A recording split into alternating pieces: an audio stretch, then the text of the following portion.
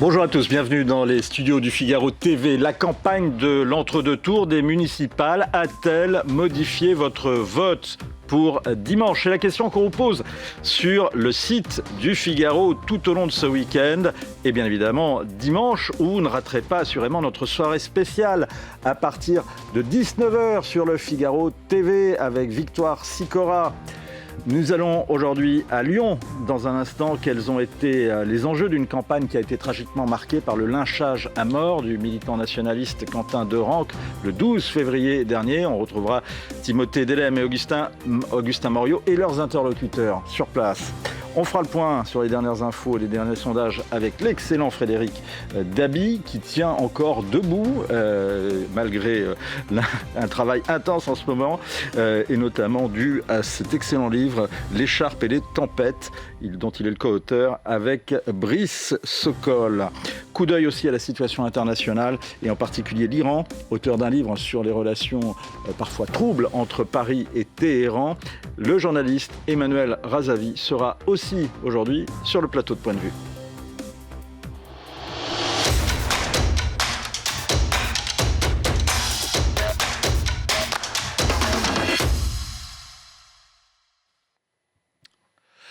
Direction donc la capitale des Gaules où on retrouve Timothée Delem. Bonjour Timothée. La campagne a été tragiquement marquée. Lyon a été sous le feu des projecteurs pendant toute cette campagne municipale après la mort du jeune militant nationaliste Quentin Derenque. Est-ce que d'autres thèmes ont marqué cette campagne? Sauf si vous voulez rester avec nous. Oui, absolument, Vincent. Et ici, à Lyon, eh bien, vous savez que la dynamique s'est totalement inversée cette dernière semaine, alors que Jean-Michel Aulas s'était donné grand gagnant de cette élection. Eh bien, c'est finalement le maire sortant, Grégory Doucet, le maire écologiste, qui est arrivé en tête avec à peu près 1000 voix, un peu plus de 1000 voix de plus que son concurrent Jean-Michel Aulas dimanche dernier. Il est en très bonne posture pour le second tour de dimanche, Grégory Doucet, parce qu'il a, dans cet entre-deux tours, eh bien, conclu un accord électoral avec la candidature des Insoumis. Mais alors il y a beaucoup d'enjeux ici, beaucoup anticiper un vote sanction pour les politiques écologistes de Grégory Doucet. Pour quelle raison? Eh bien en voici une sur cette avenue des Frères Lumière. C'est une célèbre artère commerçante ici de la ville de Lyon où beaucoup de commerçants ont monté des collectifs, des pétitions également face à la réhabilitation de cette rue. Alors on va essayer de comprendre de quoi il s'agit très précisément avec vous, Julien. Bonjour, merci d'être avec nous. Vous êtes cordonnier ici à Lyon depuis de nombreuses années. Et alors, vous incarnez un petit peu cette colère d'un certain nombre de commerçants de cette rue qui se plaignent contre la réhabilitation de la rue. Et c'est vrai que ça fait grand bruit ici à Lyon. Et d'ailleurs, lorsque l'on se promène dans cette rue, c'est vrai que tout le monde en parle de ces travaux dans la rue. Ça veut dire que c'est quand même quelque chose de significatif. Pour quelles raisons? Qu'est-ce qui se passe exactement? C'est plein de contraintes pour nous, à plusieurs titres. À titre professionnel, on a une grosse baisse d'activité, une baisse de fréquentation, une baisse de chiffre d'affaires. Ça veut dire qu'on a dû supprimer un poste. Avant, on était 3, on n'est plus que 2 maintenant. Un emploi en moins, c'est quand même dommage. Et puis, quand je baisse en termes de chiffre d'affaires, c'est des investissements que je fais pas, c'est du salaire que je prends pas. Et tout ça, c'est pas le sens du travail. Ça, c'est à titre professionnel. Et puis, à titre personnel, moi aussi, je galère beaucoup maintenant. J'habite à l'extérieur de Lyon. Je galère beaucoup pour venir travailler. Là où je mettais 35-40 minutes pour accéder à mon lieu de travail, il m'arrive de mettre jusqu'à 1h30 maintenant. Et oui, parce que alors vous avez racheté cette coordonnée il y a quelques années, il y a 7 ou 9 ans. Il y a bientôt 9 ans, voilà, c'est ça. Et vous n'aviez pas anticipé, évidemment, que vous alliez avoir des travaux. Ça fait maintenant depuis fin 2023, si l'on compte également les travaux d'assainissement ici sur cette rue. Et évidemment, vous n'aviez pas anticipé cela. Et non, à aucun moment on ne peut savoir quand on achète un commerce, on peut savoir que 4-5 ans après, une équipe de mairie va prendre des décisions aussi importantes, aussi impactantes et aussi contraignantes surtout. On a bien compris l'intérêt de refaire cette avenue en termes de réseau d'eau pluviale notamment qui était totalement obsolète. On a bien compris qu'il y avait besoin que l'avenue soit un peu végétalisée et on est évidemment d'accord avec ces décisions, mais on n'est pas d'accord avec les décisions de subir des travaux aussi importants pendant d'aussi nombreuses années, ce qui a une importance sur notre vie au quotidien. Il me semblait que ces gens-là étaient élus par le peuple, pour le peuple, et je ne vois pas en quoi nous contraindre à un intérêt bénéfique pour nous. Alors, on va essayer de comprendre de quoi il s'agit très précisément. On va sortir de cette cordonnerie donc qui est évidemment votre commerce. Voilà, cette fameuse avenue des Frères Lumière. Donc, je le disais, une artère commerçante avec beaucoup de commerces tout au long de la rue. Vous pouvez les voir ici donc à la caméra. Et alors, le projet, c'est donc un projet de réhabilitation. La municipalité parlait, c'est un projet conjoint municipalité et métropole de Lyon, d'un projet de piétonisation. Finalement, c'est plutôt un projet de vélo-avenue, je crois, si j'ai le bon terme. L'idée, c'est donc de réduire la circulation automobile au maximum. Vous aviez 2 voies ici, il y a encore quelques années, plus qu'une voie. Et donc ici, là où nous sommes très précisément, c'est-à-dire vraiment à la sortie immédiate de votre cordonnerie, ici, ça va être creusé parce que l'idée, eh bien, c'est de créer un grand trottoir pour favoriser la circulation des piétons et des vélos. C'est ça. L'idée de base était de dire on passe de 7500 voitures jour à 2500. Dans l'idée, pourquoi pas, effectivement, ça peut être qu'une bonne idée. Moins de pollution, c'est que bénéfique. Mais c'est aussi beaucoup moins de population qui passe, beaucoup moins de clients potentiels, beaucoup moins d'activités. Plus mon activité baisse, moins je paye mes impôts, forcément. Donc tout ça, c'est très contraignant. Alors ces trottoirs vont être beaux, il faut être honnête. Ces trottoirs vont être magnifiques. L'avenue sera jolie à regarder. Elle sera certainement agréable à vivre, mais à vivre avec des commerces qui seront en pleine perdition. Donc quel est l'intérêt d'avoir une belle avenue si demain les commerces périclitent ? Alors, et pourtant, c'est vrai qu'on a tout au long de cette rue ces panneaux qu'on va essayer de vous montrer parce que vraiment, il y en a un petit peu partout. Vous les voyez ici, vos commerces restent accessibles et on les voit le long des barrières. Et pourtant, vous, eh bien, vous dites non, c'est pas vraiment ça qui se passe. Est-ce que vous pouvez nous chiffrer pour qu'on comprenne bien, ça représente quoi en termes de manque à gagner pour vous? En termes de flux, c'est, je dirais, 60 à 70% de personnes en moins qui circulent. En termes de chiffre d'affaires, très concrètement, au mois de novembre, je perds 40% de mon chiffre d'affaires. Au mois de janvier, je perds 27% de mon chiffre d'affaires. Ça fait beaucoup de temps que ça dure. Ça fait plus de 3 ans, bientôt, qu'on est impacté par tout ça, toutes ces décisions dans l'avenue, dans le quartier. Et 3 ans, c'est très long pour pouvoir s'en remettre après. Pour un petit commerce comme nous, ça veut dire qu'on va batailler pendant 5-6 ans derrière pour arriver à retrouver un peu de trésorerie, à retrouver un pouvoir d'investissement. Et si on a une mairie, quelle qu'elle soit, qui repasse et qui reprend ce type de politique, c'est la mort assurée de mon commerce. Alors, lorsque les travaux vont avancer et arriver dans cette portion-là de la rue, on l'a dit, on voit d'ailleurs les marquages au sol, vous allez avoir ici des grands trous qui vont débuter. C'est déjà le cas, ça va être le cas là d'ici, ça commence lundi, sur les commerces qui sont à quelques centaines de mètres d'ici. Concrètement, comment vous allez faire ?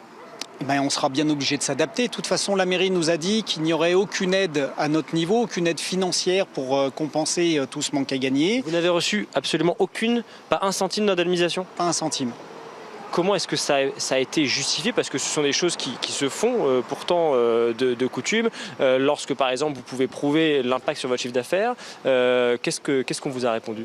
Quand j'ai sollicité la CMA, je suis artisan, la CMA s'est retournée auprès de la mairie centrale. Il a été argumenté que dès lors que ces travaux sont déclarés d'intérêt public et qu'on ne bloque pas totalement l'accès à mon commerce, il n'y a aucune indemnisation envisageable. Est-ce que certains de cette avenue, certains commerces ont décidé de peut-être prendre les devants et de quitter carrément le commerce et de mettre la clé sous la porte? Il y a déjà des personnes qui sont parties. Il n'y a jamais eu autant de commerces à vendre sur l'avenue. D'habitude, il y a une file d'attente pour obtenir un pas de porte ou racheter un commerce sur l'avenue. Là, en ce moment, il y a une vingtaine de commerces qui sont en vente ou déjà libérés et il n'y a pas de preneur. Personne n'est intéressé pour reprendre derrière. C'est une question que vous vous posez, vous? Moi, j'ai déjà envie de partir de Lyon. Quand les contraintes sont trop nombreuses, il arrive un moment, il faut prendre des décisions. Ce que vous décrivez là, c'est quoi? C'est une politique qui n'est pas suffisamment à l'écoute, qui ne part pas suffisamment des contraintes que vous avez sur le terrain? Ce sont des prises de décision dogmatiques, à mes yeux, qui imposent une vision de la ville qui n'est pas forcément, alors qui a forcément un intérêt pour le bien général. Alors, moins de pollution, tout le monde en a envie, mais il arrive un moment, il faut savoir le faire correctement dans les temps. Il ne faut pas forcément tout imposer, attaquer les travaux de partout. Peut-être qu'il est bon de finir un chantier avant d'en attaquer un autre. Merci beaucoup, merci pour ce témoignage ici qui reflète en réalité celui de beaucoup de commerçants ici sur cette avenue donc des Frères Lumière ici à Lyon, avec cet enjeu évidemment, vous le savez, qui est important, celui de la transformation des centres-villes. Qu'on soit pour, qu'on soit contre, en tous les cas, eh bien ça ne laisse personne indifférent. Merci beaucoup Timothée. Effectivement, c'est un des points, un point de crispation d'ailleurs, toute la question des ZFE et des zones à faible émission et de la circulation en centre-ville, Frédéric Dabi. Oui, ça a été un enjeu absolument important, mais qui a moins compté pour les habitants des centres-villes que pour les habitants extérieurs. Et si je suis cynique, les électeurs parisiens, lyonnais, marseillais, toulousains n'étaient pas concernés par la question des ZFE, mais la question des mobilités, quand bien même ces villes sont très denses en termes de transport en commun, a été une question importante de la campagne, même si elle a été reléguée derrière le triptyque sécurité, santé, dette, donc des enjeux nationaux qui sont redescendus à l'échelle locale. Le CRIF à Lyon appelle à voter contre LFI allié aux maires écologistes. C'est ce qu'on vient d'apprendre, des informations à retrouver sur le live texte du Figaro à l'heure où on se parle. Est-ce que le siège de Grégory Doucet est vraiment menacé après le résultat surprise du premier tour? Jean-Michel Aulas a-t-il encore des chances? Résultat dimanche, si j'ouvrais le parapluie, mais Lyon, ça a été, vous avez eu raison d'envoyer une équipe là-bas. Lyon, ça a été une ville intéressante, passionnante, qui a montré qu'une campagne pouvait bouger les lignes. On va y retourner d'ailleurs. Je vais être très direct, mais l'enquête IFOP fiduciale pour Lyon Capital et Sud Radio fait mi-février donnait 12 points d'avance pour Jean-Michel Aulas, qui s'est absolument écroulé, notamment lors des débats où il est apparu emprunté, pas du tout prêt à être maire de Lyon. Et c'est vrai que les faits de campagne, la campagne peut faire bouger les lignes.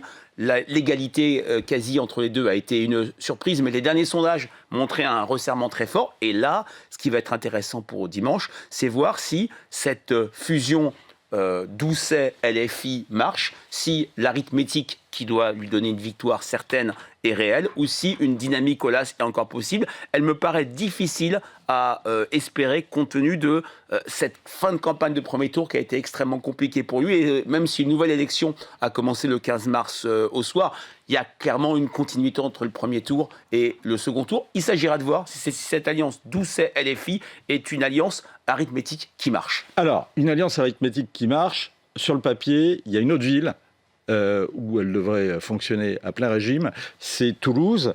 Or, un sondage que vous avez fait à l'IFOP donne gagnant à Toulouse Jean-Luc Moudenc, le maire sortant, alors qu'arithmétiquement devrait l'emporter l'alliance Capitole contre Métropole, l'alliance entre l'insoumis Picmal et le candidat socialiste.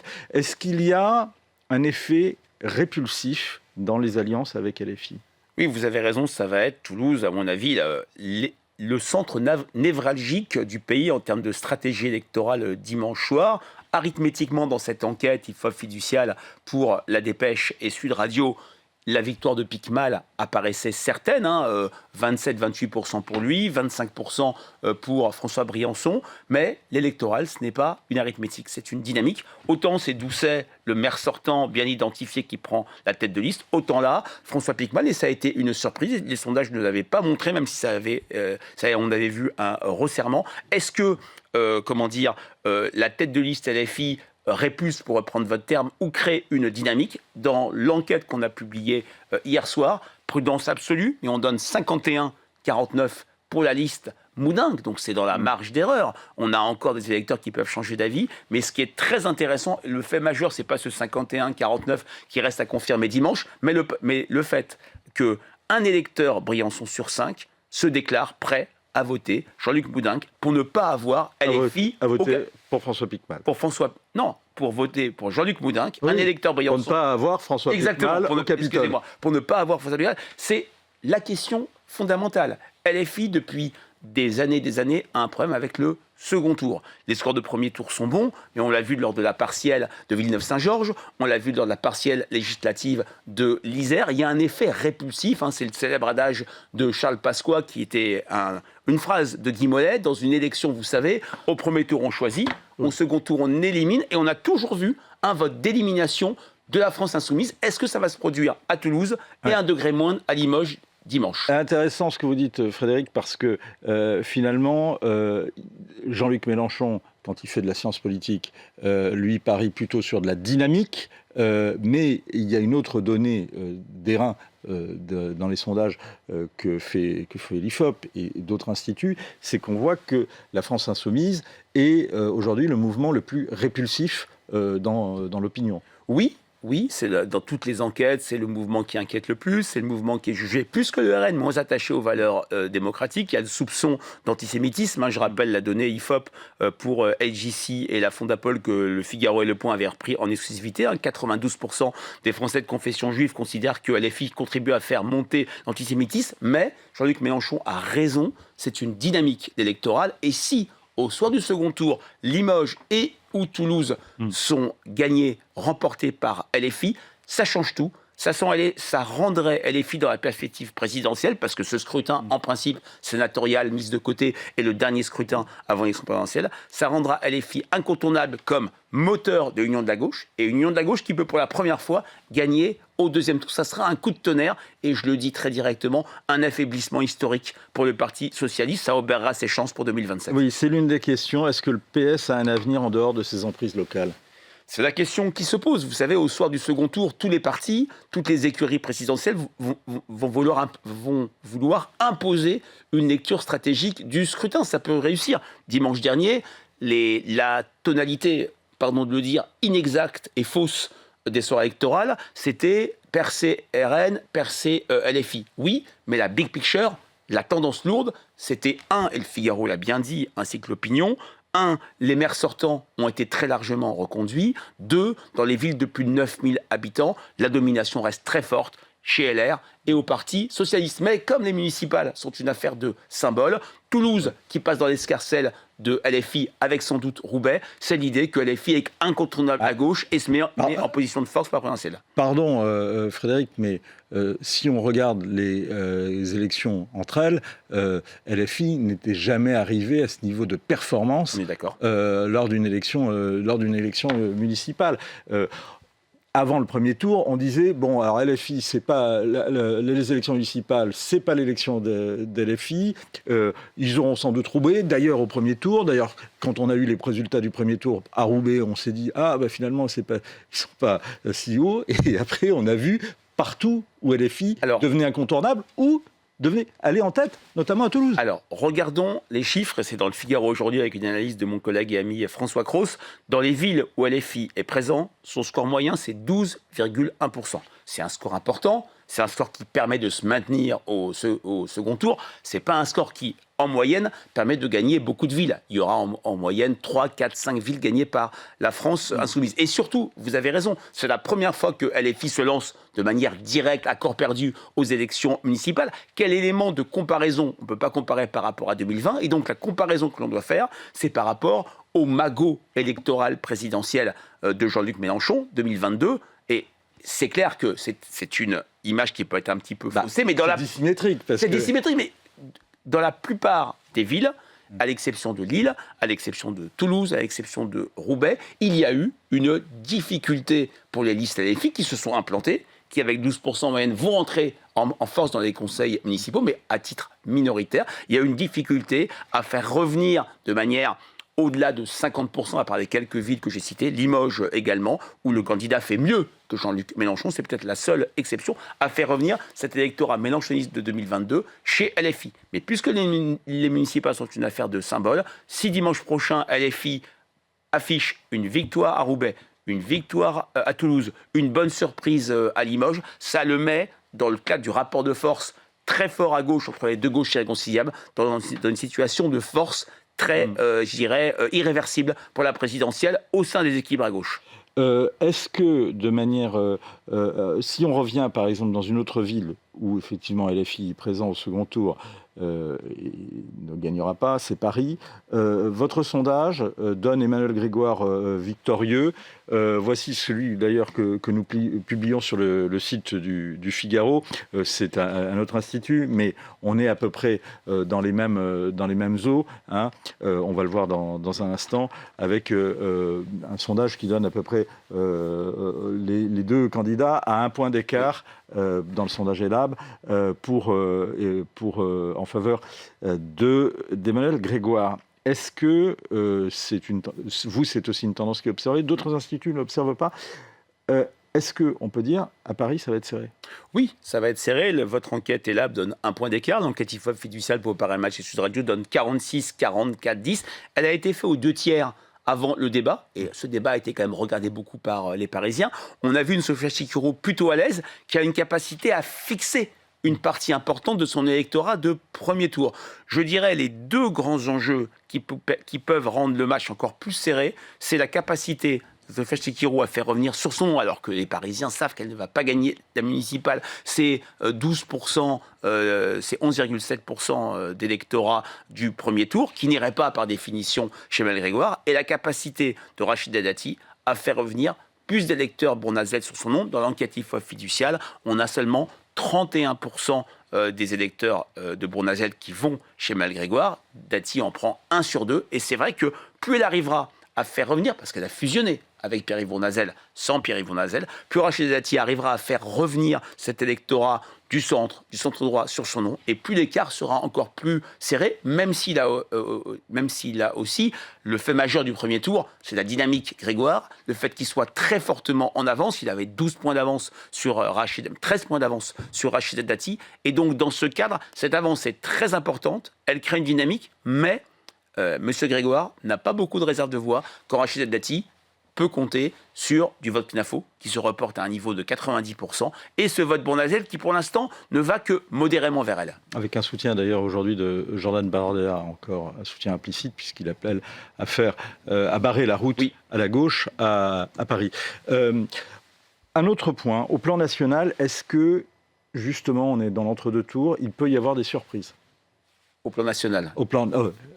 Est-ce qu'il peut y avoir des surprises dans un certain nombre de villes? Oui, bien sûr, il y a des villes qui sont absolument passionnantes, de Courbevoie à Nîmes, de Clermont-Ferrand. Alors, si on veut typologiser les choses, il y a ces villes où le PS en difficulté sortant s'est allié avec la France insoumise, Nantes, Clermont-Ferrand et Brest. Il y a bien sûr Nice, où Éric Ciotti apparaît comme le favori, mais Christian Estrosi mène une campagne extrêmement dynamique et cherche à renverser la vapeur, même s'il pâtit de la présence au second tour d'une liste de gauche. À Lille, il y a cette alliance PS écologiste contre la France insoumise qui a fait un très bon score de premier tour. Il y a encore beaucoup de batailles, même si nous n'oublions pas qu'on a 93% des villes qui ont été pourvues au premier tour. Il n'y aura que 16 millions de Français qui pourront aller voter dimanche prochain. Mais effectivement, cette collection de second tour plus ou moins indécis va être, si je puis dire, réifiée au soir du second tour par les partis,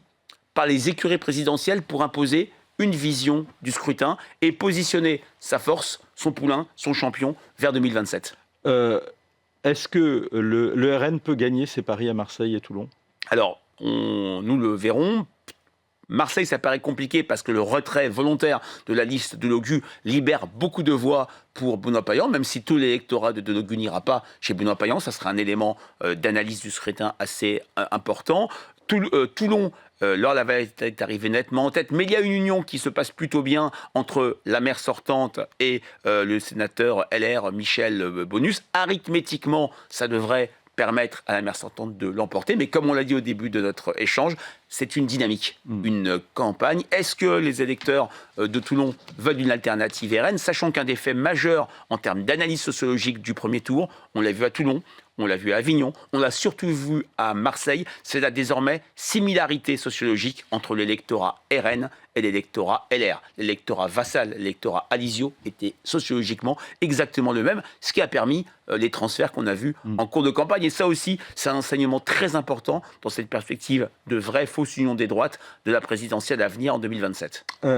Est-ce que les chiffres de l'abstention, on était aux alentours de 44%, est-ce que dans ces chiffres, vous voyez l'illustration de la baisse de prestige de la figure du maire que vous avez étudiée avec soin dans votre dernier livre? Alors, ce maire reste l'acteur de confiance, celui qui est sur le terrain, celui qui change la vie, celui qui n'est pas ce qu'est le national, mais cette campagne a été percutée par des événements internationaux qui ont un peu pris toute la bande passante médiatique. Il n'y a pas eu de crescendo de fin de campagne. Elle a commencé très tardivement du fait de cette éclipse du politique à l'échelle nationale. Et c'est vrai que d'un côté, on a une étanchéité jamais vue entre sphère politique locale et sphère politique nationale.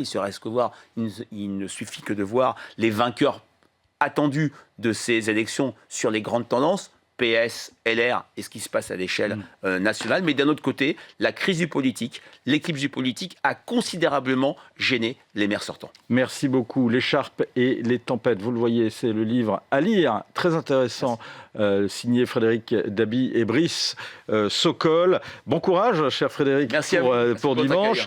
Et bien évidemment, nous, on rappelle notre soirée spéciale sur le Figaro TV. Rendez-vous donc dimanche en direct dès 19h sur le canal 34 de la TNT, mais bien sûr aussi sur le site du Figaro et également sur les box. Frédéric le disait à l'instant, l'événement national municipal a été largement éclipsé, surtout à partir de la fin du mois de février, par la situation internationale. Et avant de retourner à Lyon, justement, on va jeter un coup d'œil au dernier développement de la guerre entre l'Iran, Israël et les États-Unis. Le chef de la diplomatie française, Jean-Noël Barrot, est aujourd'hui à Jérusalem. Que doit faire la France? On en parle dans un instant avec Emmanuel Razavi. En attendant, nouvelle frappe iranienne contre des raffineries au Koweït ces dernières heures et contre Israël. Les gardiens de la Révolution, eux, annoncent la mort de leur porte-parole. Côté israélien, Benjamin Netanyahou promet une fin plutôt que ce à quoi, je cite, on pourrait s'attendre. I think the authority and the hold that Khamenei has had is not going to be translated to anyone, not to Mujtaba if he's there, and not to anyone else. But I think this is part of the effort to crack the regime. It's not going to happen in one day. We're 20 days into this war. Yes, we're seeing cracks. We're seeing cracks, and we're trying to propagate them as fast as we can. I see that as a real change that will follow this war. But I also see this war ending a lot faster than people think. I think in war, you have to grit your teeth. Bonjour Emmanuel Razavi. Bonjour. Le régime va s'effondrer de lui-même, assure Donald Trump. Vraiment ? Je ne suis pas devin, mais il y a une réalité aujourd'hui, c'est que les objectifs en fait militaires, les objectifs humains, je vais y revenir, des Israéliens, des Américains, sont atteints, si je puis dire.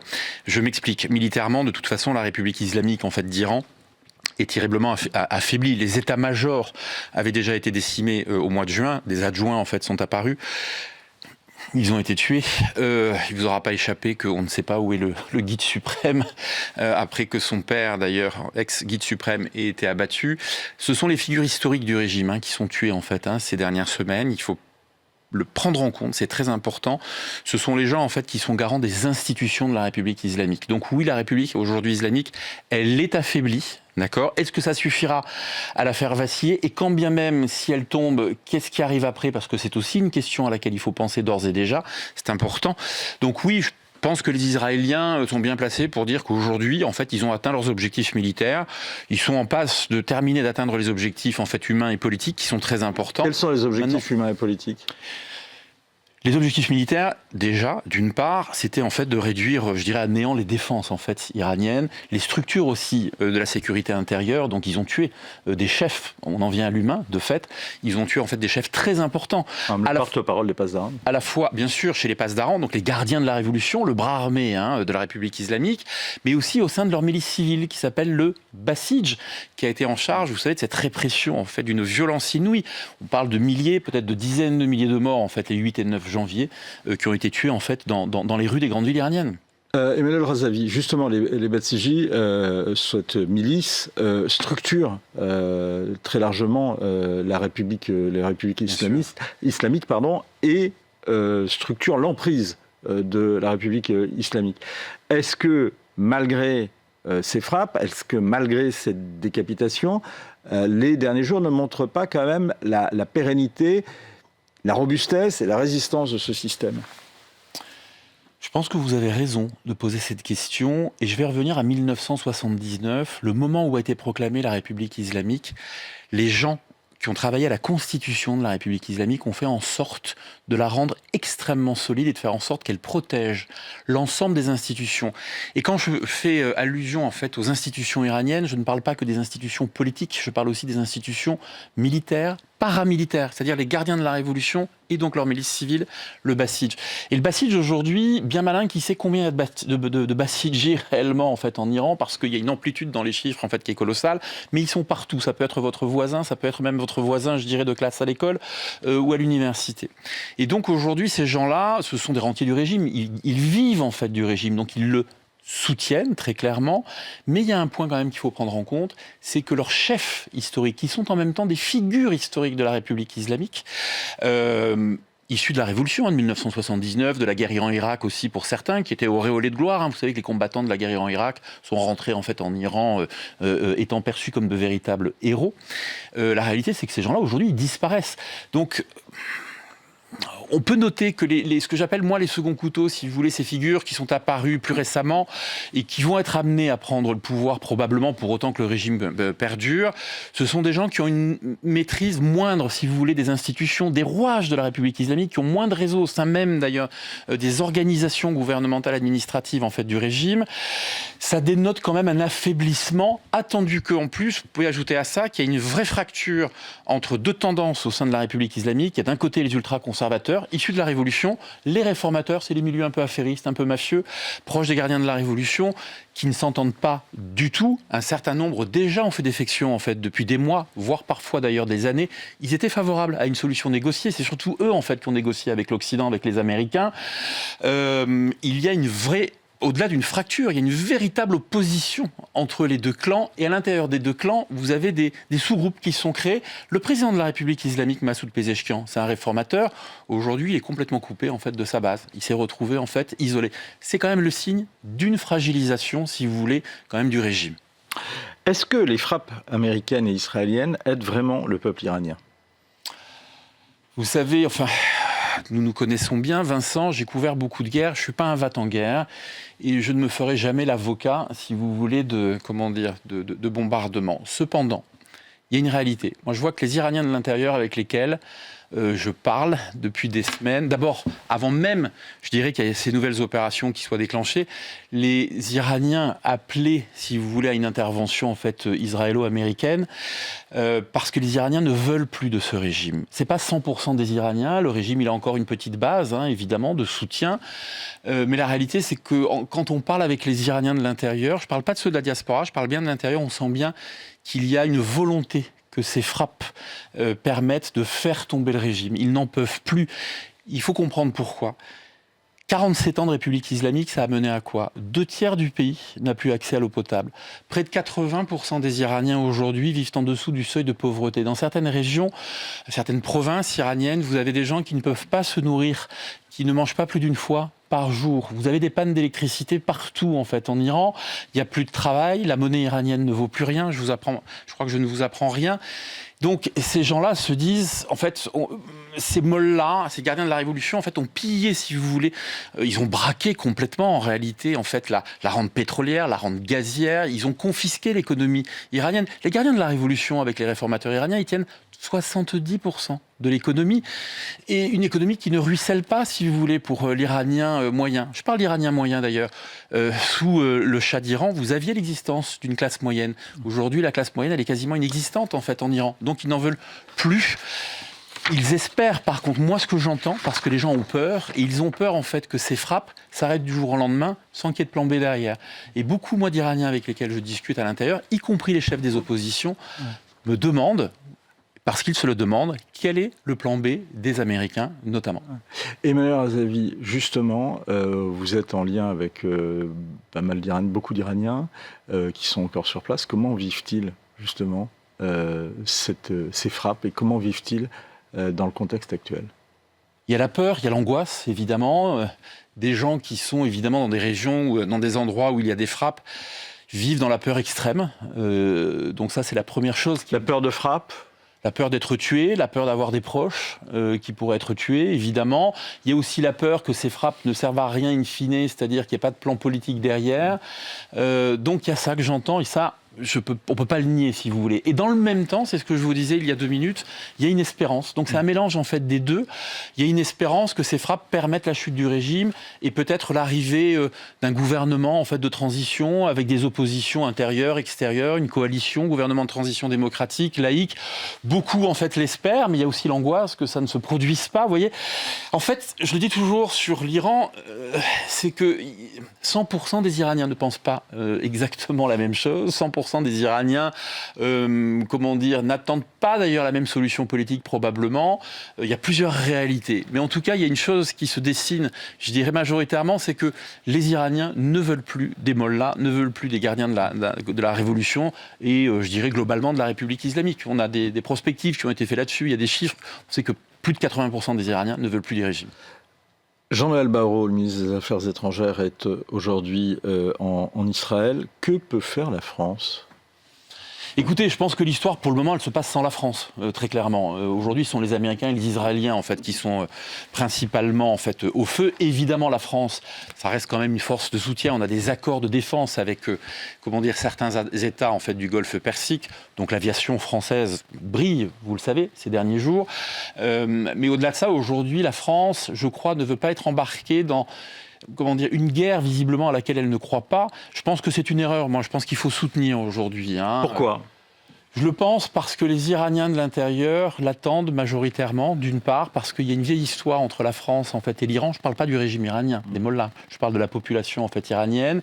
Je pense que les Iraniens qui sont descendus dans les rues, qui se sont fait tirer dessus, ont manifesté, si vous voulez, pour des valeurs humanistes que nous défendons en France, la liberté, l'égalité, la fraternité. Ces gens-là parlent de ça et attendaient en fait, une arrivée de la France aux côtés des Américains, qui ont compris que ça ne viendrait pas. Mais je crois que la France a peur du terrorisme d'une part, de la menace terroriste, très clairement. La France a aussi quand même des ressortissants aujourd'hui qui sont bloqués en fait en Iran, à l'ambassade de France à Téhéran. Je crois aujourd'hui que la France, si vous voulez, ne croit pas non plus à l'issue peut-être politique de cette guerre. Il y a des objectifs militaires, mais je vous le disais, l'issue politique, il faut la comprendre, elle est importante. Voilà. Donc moi, si vous voulez, étant d'origine iranienne, je pense évidemment à ces Iraniens qui attendraient que la France en fait les soutienne. Voilà, ils sont déçus, notamment les opposants en fait iraniens, les oppositions iraniennes qui auraient attendu que la France, si vous voulez, après l'épisode de 78, le soutien à Khomeini, soutienne aujourd'hui les oppositions démocratique, républicaine et libérale. Justement, votre dernier livre s'en prend au soutien français du régime iranien. Est-ce qu'ils avaient été déterminants dans la conquête du pouvoir par les mollahs en 1979 ? En tout cas, les mollahs le croient. L'ayatollah Khomeini en était convaincu. C'est très intéressant d'ailleurs quand on lit les textes de Khomeini de l'époque. Il dit que la première chose quand il fera, dès lors qu'il aura pris le pouvoir en Iran, c'est de miser sur la propagande. Pourquoi ? Parce qu'il a vu en fait que lorsqu'il était en France, sa propagande, sa communication a très bien marché auprès des intellectuels de la gauche radicale. Je pense notamment en fait à Michel Foucault, le philosophe dont on parle beaucoup. Je vais vous donner une anecdote, Vincent, qui est importante. Khomeini, en fait, à l'époque, lorsqu'il est à Neuf-le-Château, en exil, dans la région parisienne, donc, il dit à des journalistes qui viennent l'interviewer que il va instaurer la démocratie en fait en Iran. Mais il a écrit, 10 ans plus tôt, qu'il ne voulait pas entendre parler de démocratie, que c'était un concept occidental et qu'il était hors de question, de toute façon, d'accepter cela. Les journalistes et les intellectuels ne l'ont pas lu à l'époque, ne savent pas ça. Une deuxième chose, cet homme qui est comparé à un saint par Michel Foucault, qui écrit alors sur l'Iran dans les colonnes du Nouvel Observateur ou du Corriere della Sera, Michel Foucault le compare à un saint. Le saint en question, 10 ans plus tôt, il a écrit en fait un traité dans lequel il explique comment tuer les homosexuels en les jetant du toit d'un immeuble, les bras ligotés dans le dos, en les décapitant à coups de sabre et en brûlant en fait leur corps. Vous voyez bien que nos intellectuels ne l'ont pas lu et s'ils l'ont lu, en fait, ils ont, omis en fait ce qu'ils avaient lu. Et donc, bien sûr, lui, il en a joué et il est devenu en fait une personnalité. Enfin, rappelez-vous, il y a un grand magazine américain qui en a fait la personnalité de l'année à l'époque. Si je vous suis, il y a eu un activisme des milieux intellectuels et à partir particulier de la gauche radicale, ou de la gauche issue de ce qu'on a appelé aux États-Unis les années 60 radicales, les radical hippies, et qui vont donner d'ailleurs, qui vont être un peu la motrice du wokisme un peu plus tard.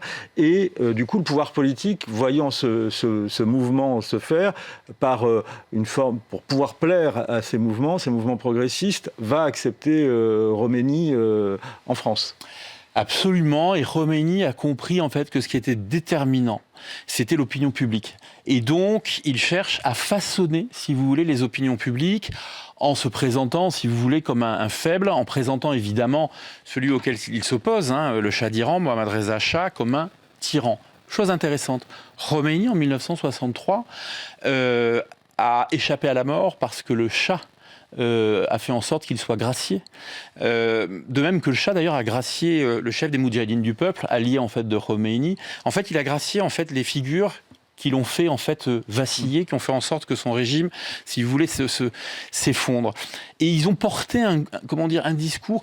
Vous l'avez dit, ce sont les années 60-70, vous savez, il y a une certaine gauche radicale, intellectuelle, Michel Foucault en fait partie, orpheline du Che Guevara, de Fidel Castro, orpheline aussi de mai 68, de la guerre du Vietnam aussi, des idéaux en fait communistes révolutionnaires, et ils vont opérer leur convergence, je dirais, révolutionnaire, intellectuelle, au nom de l'anticolonialisme, surtout, de l'anti-impérialisme, évidemment, de l'antisionisme.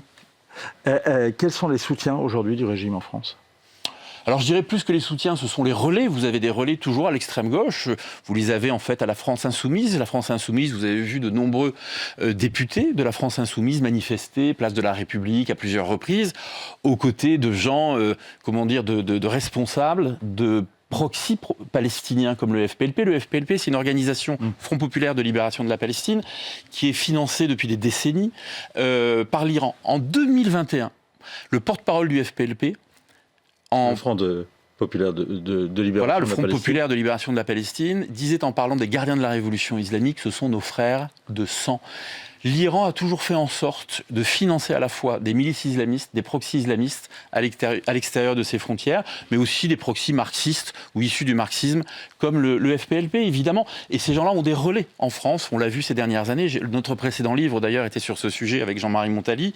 Donc oui, bien sûr, il continue à y avoir des intellectuels aussi qu'on entend parfois, des universitaires sur certains plateaux de radio ou de télévision, qui nous expliquent que la République islamique d'Iran, est un gage de stabilité au Moyen-Orient.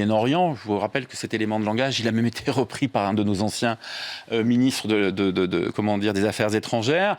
Donc le récit, la propagande est un pilier essentiel avec la terreur du régime de la République islamique. Dernière question, réponse courte, Emmanuel, s'il vous plaît. Est-ce que ce qui reste du régime aujourd'hui ne va pas recueillir le soutien des anti-Trump ou des anti-israéliens ?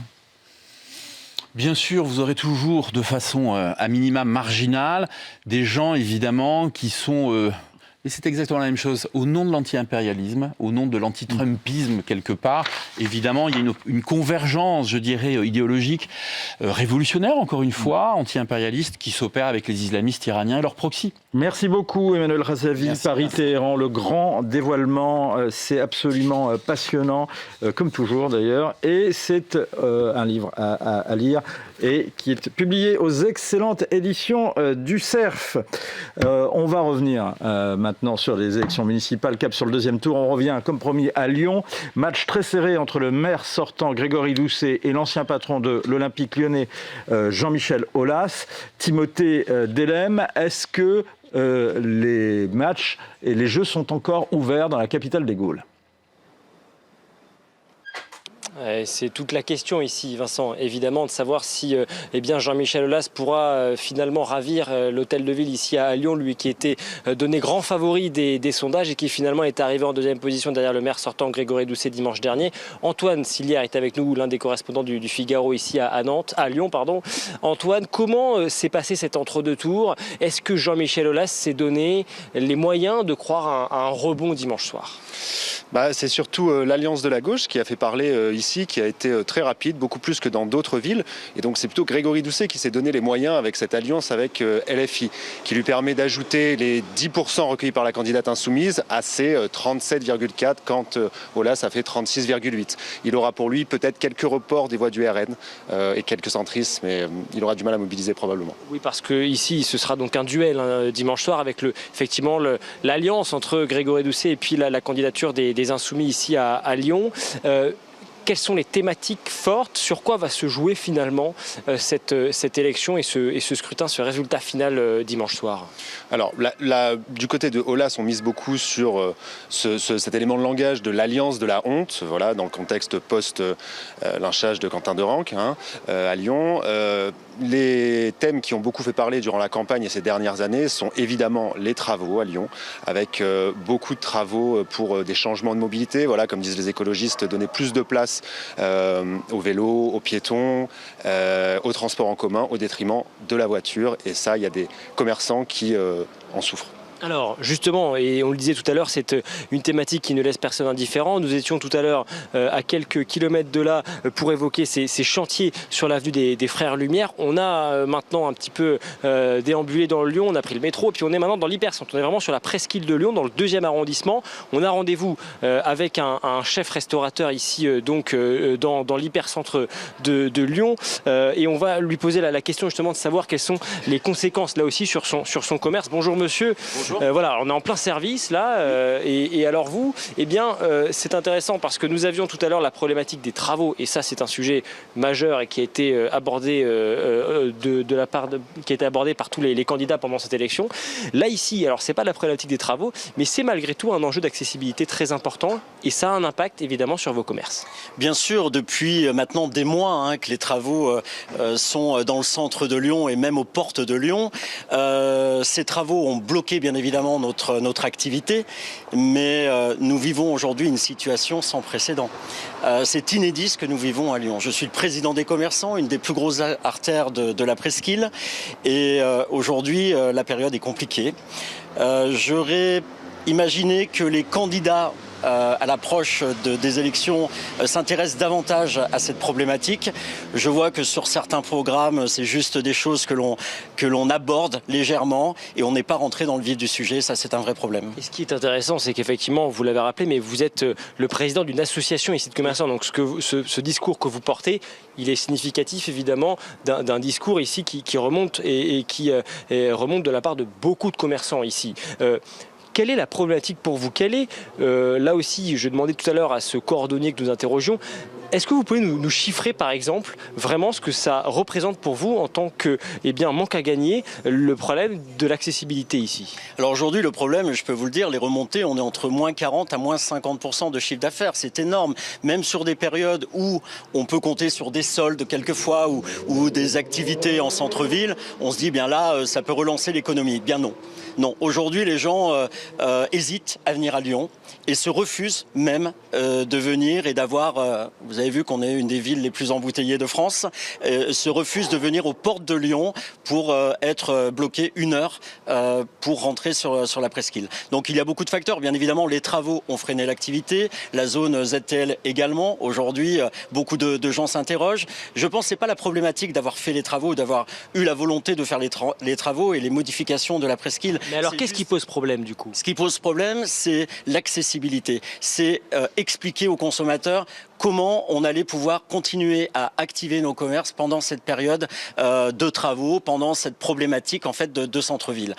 Aujourd'hui, les explications n'ont pas été données en temps voulu entre les riverains, entre les commerçants, entre le consommateur. Et aujourd'hui, vous le voyez bien, la rue, elle est vide, les commerces sont déserts, il n'y a plus d'activité. Et quand on sait que quand même les commerçants, c'est le poumon économique de la ville, là, il y a un gros manque à gagner. Ce qui pose problème, c'est quoi? C'est le manque de place de stationnement. Ce sont des bornes qui sont installées et qui empêchent un certain nombre de voitures et donc de clients de pouvoir accéder ici au centre-ville et donc à vos commerces. C'est quoi? C'est ça les problèmes qui se posent pour vous concrètement? Alors aujourd'hui, c'est le manque de parking, bien évidemment, le manque de clarté sur comment on va pouvoir accéder, consommer dans le centre-ville. Aujourd'hui, on sent bien que les changements de consommation ont changé, ils ont évolué.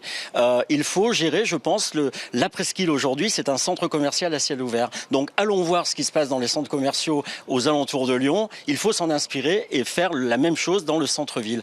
Aujourd'hui, qu'on ne me dise pas qu'il n'y a pas de place de stationnement, vu qu'il y a tellement peu de monde dans la presqu'île que vous avez une place de stationnement à chaque coin de rue. Donc aujourd'hui, malheureusement, je vais dire malheureusement, il y a de places de partout pour stationner. Ah oui, et c'est un paradoxe assez important que vous soulignez là.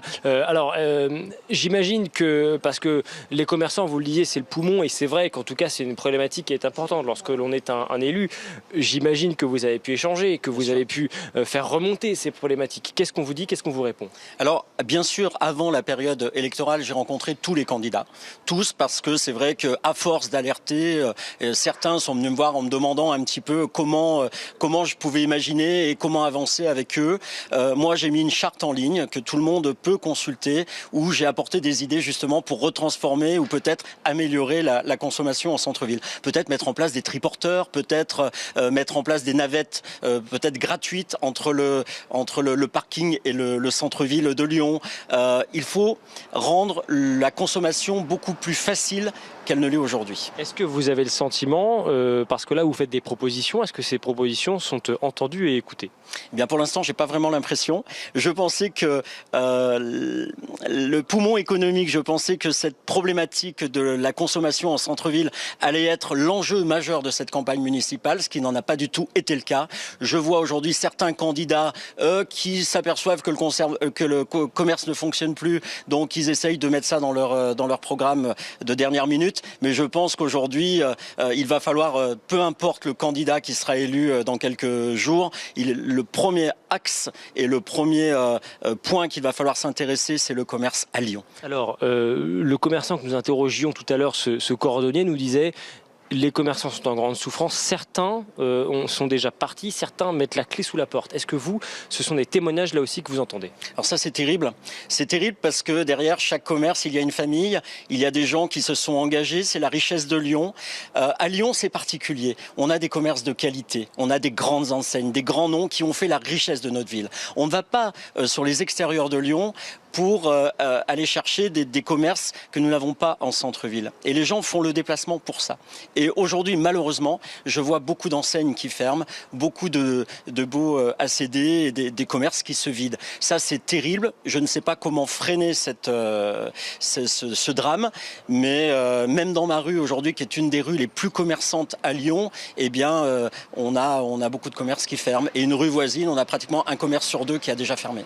Vous avez le sentiment qu'on a un centre-ville à Lyon, un hypercentre, là on est vraiment sur la presqu'île, qui se vide vraiment peu à peu. C'est quelque chose que vous constatez, que vous voyez, j'allais dire presque à vue d'œil? Je le vois au quotidien, on le voit tous les jours. Regardez même maintenant, on est positionné ici, on est à l'heure du déjeuner. C'est normalement une artère où il y a beaucoup de circulation. Il y avait beaucoup de circulation, mais dès que vous arrivez le lundi matin ou le mardi matin, quand vous arrivez dans ce quartier et que vous entendez les oiseaux, c'est pas vraiment normal. Donc aujourd'hui, à vue d'œil, oui, on voit que le quartier se vide, que les trottoirs deviennent déserts, que les gens ne rentrent plus dans les commerces. Ça, c'est un vrai problème, c'est une vraie problématique. Ce que je sens, ce que j'entends, ce que je comprends dans vos propos, c'est que vous êtes tout particulièrement remonté, vous qui êtes donc chef restaurateur ici depuis des années. Comment envisagez-vous l'avenir? Alors, je reviens juste et je rebondis. C'est vrai que les commerces en général sont touchés, mais la restauration est touchée aujourd'hui. Alors, je ne vais pas mettre ça uniquement sur le dos des modifications et des travaux qui ont été faits à Lyon. Il y a aussi une conjoncture, on le sait, qui va pas bien dans le monde. En France, on sait qu'il y a une instabilité et que les gens freinent la consommation. Mais voilà, je trouve qu'aujourd'hui, je sais qu'on est remonté et ce que nous vivons aujourd'hui, c'est inédit en fait. Et dans la restauration, que nos commerces soient vides, c'est du jamais vu, quoi. Merci pour ce témoignage, merci d'avoir accepté de répondre à nos questions. Évidemment, vous l'avez dit, ce sont des thématiques sensibles parce que ce sont des familles derrière, évidemment, qui sont touchées. Voilà, Vincent, en tous les cas, ce que l'on pouvait dire ici à Lyon avec cette thématique de la piétonisation, vous l'avez compris, qui fait beaucoup parler ici dans la ville lumière. Merci beaucoup à tous les intervenants ici à Lyon. Merci à Fabrice Bonneau, chef restaurateur également. On l'a entendu tout à l'heure, Antoine Sillère, le correspondant à Lyon. Merci à Augustin Moriot qui a mis ça avec vous sur pied, cher Timothée Delem. On vous retrouve d'ailleurs, cher Timothée, dimanche soir dans le quartier général de Rachida Dati. Vous serez revenu à Paris, soirée spéciale dès 19h avec les grandes plumes du Figaro et du Figaro Magazine. On aura notamment le géographe Jean-Laurent Casselli ou encore Franz-Olivier Gisbert. Je vous donne rendez-vous donc dès dimanche pour une élection pour les résultats de ce second tour à haut risque et à très fort suspense. À dimanche sur le Figaro TV.